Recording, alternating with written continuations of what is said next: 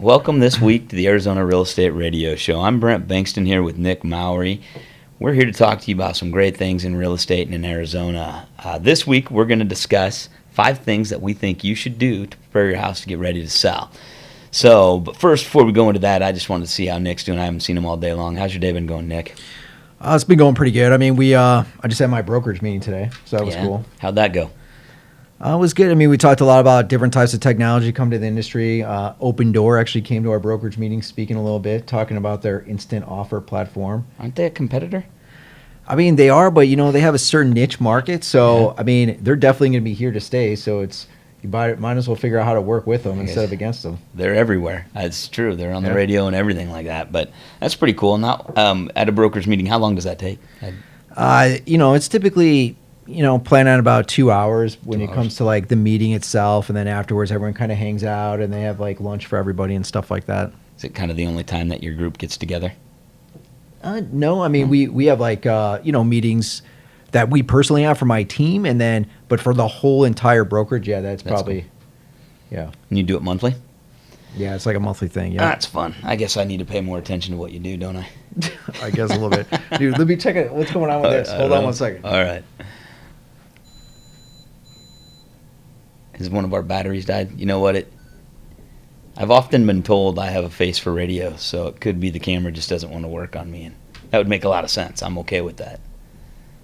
Oh, we're good. We're good. We're back in order here. All right, so we're back. Thank you for listening to that. It's been a lot of fun. Actually, no, seriously, we probably should go ahead and jump into our topic here about the 5 things that you should do to get a home ready for sale. So, Nick, do you want to kind of lead us off and give us an idea of what your thoughts are? Yeah, Brent. So let's just jump right into the first thing. So, I think probably the number one thing you need to do is declutter your home. And, we spoke about before when it comes to decluttering your house, it's kind of, you can put it into 3 categories. It's what is it that you want to get rid of? What is it that you want to keep? And what is it that you can sell? Okay. Right? So the first thing I would do is kind of start removing everything, get everything off the counters, get everything rid of that you don't want anymore. Go through your closet, get rid of all those clothes. The first thing I would do is have a garage sale. Yeah. Get rid of as much as you can that way. If you can't get rid of it at the garage sale, take it to Goodwill.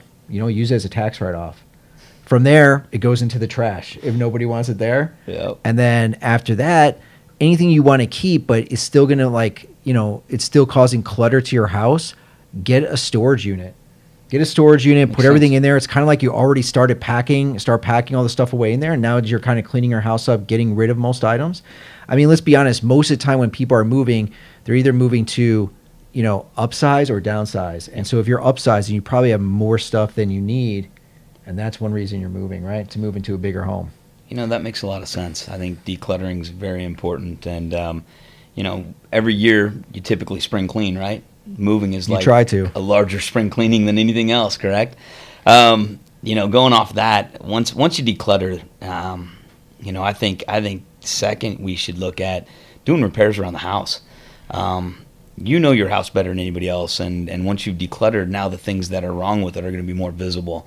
The drippy faucet, the leaky faucet or sink, the tear in the carpet, the cracked tile, the this and the that, the missing light bulbs. Those are important things that I think you need to take a look at. And now that there's less stuff in the house, these are going to be more visible. And anytime you have somebody come in your house, they're going to look around, and they're going to critique your house a lot harder than you do because you've been living there so long. What do you think about stuff like that, getting it fixed up? Yeah, I mean, I think as a seller, you got to put yourself in the buyer's shoes and take a look at your home from that perspective. And like you said, light bulbs and stuff like that. But, also look at look at your ceiling. I mean, do you have a yellow stain up there? Did you have a roof leak at one time? I mean, these are things that you want to have fixed before you put your home on the market, because these items are going to be questioned. I can't believe it. When you go into a house that's for sale or it's on the market, and you look up at the ceiling, there's these yellow stains all over the place. I mean, isn't it obvious that most people are going to say you had a roof leak, and then you're going to say, well, it hasn't been there for 10 years. And, well, how do I know that? I mean, isn't it better just to clean up that yellow stain on the ceiling and maybe get your roof fixed in that area so you could say it was fixed? I mean, and I'll throw myself under the bus here. Yes, Nick, my roof was fixed, and there is no longer a leak. But, yes, you're correct. I need to repaint my ceiling. You're right. Every time you walk in the house, you see it. I get it. I agree. That's just one thing. But the other one I'm going to have to say, too, is, your air filter, right? You go into a house, and one of the things people are going to do is they're going to look at the air filter, and if it's got dirt coming out of there and everything like that, and it doesn't look like, basic maintenance has been taken care of, that's going to show that maybe your AC unit has been taken care of for the period of time you've been living there. So these are things you got to think about. Anything dirty is going to raise questions, and anything that needs repaired is going to raise questions. You need to really take a look at it from a different perspective as a seller, saying, "Hey, I've lived here, I've seen it." You kind of deal with things, but you got to step back and go, "Wow, if I were to walk in the house, what am I going to point out?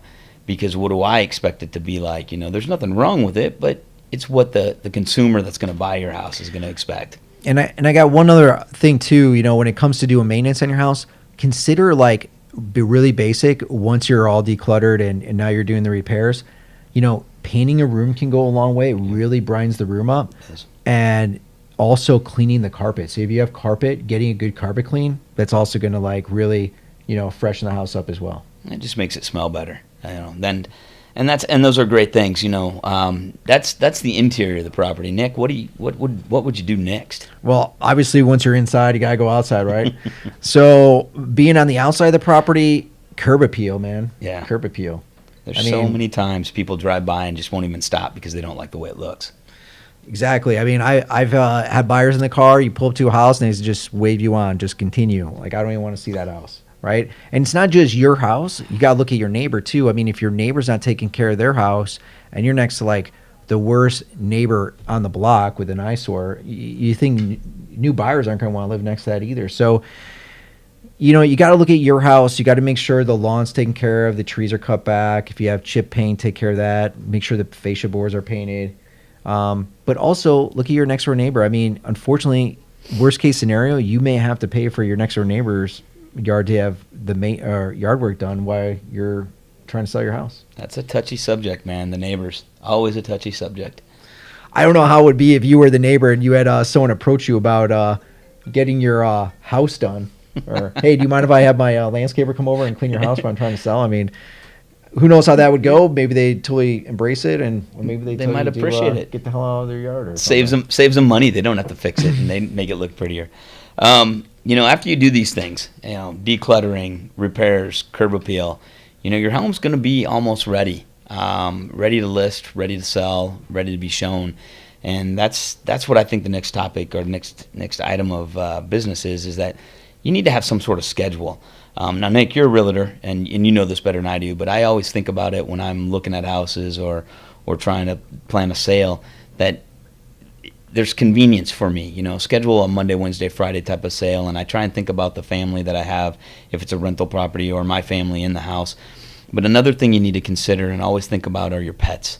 This is traumatic for your pets, and you need to schedule times. Obviously you don't want to leave them in a kennel all day long, all the time, but they can last maybe a day or two a week, or even if something like that. What are your thoughts on scheduling, having times scheduled specific for showings?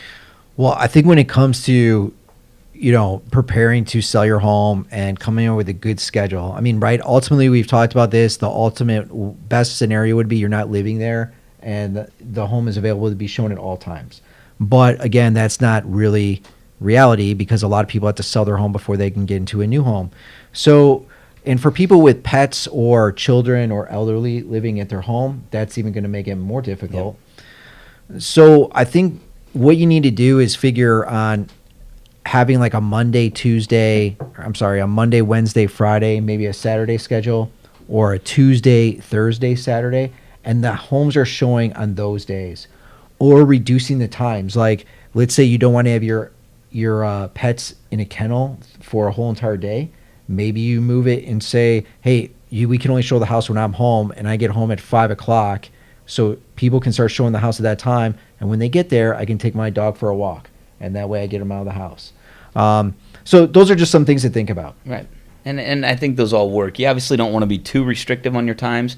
The buyer has time limits that they can see things too, but you got to make it convenient for yourself and your family.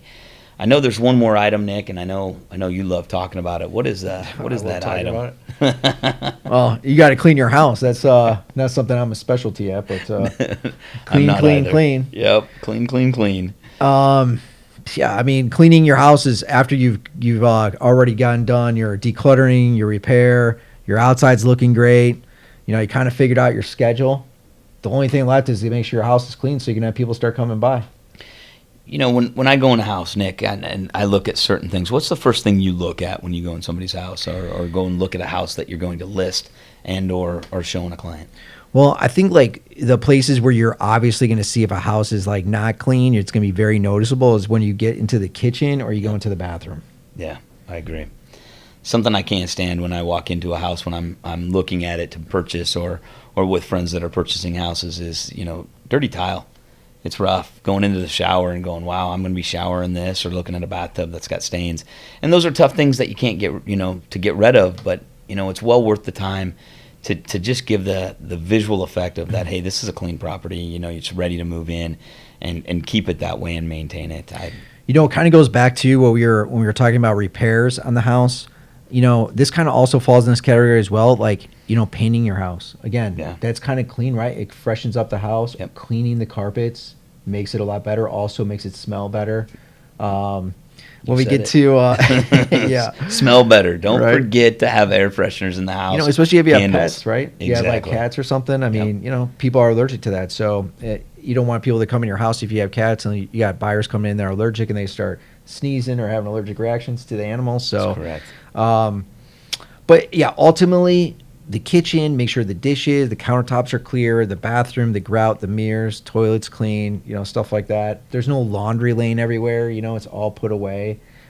This is what people are going to see. And I will tell you, some of the best houses I've seen, I don't know how they do it, is when I go in the kids' rooms and they are spotless. I'm like, I don't know if people normally live like that, but my kids' like rooms are like destroyed half the time, and we spend like all day like cleaning the room one day a week because it's like needs to be done. But I mean, if you can maintain your kids' room looking spotless, like and totally decluttered, it looks amazing. The rest of the house is going to look great too. It's that simple. You're correct. For sure. So, you know, Brent, you know, we already talked about once again, you know, the 5 things: decluttering, repairing, curb appeal, showing schedule, getting your house clean.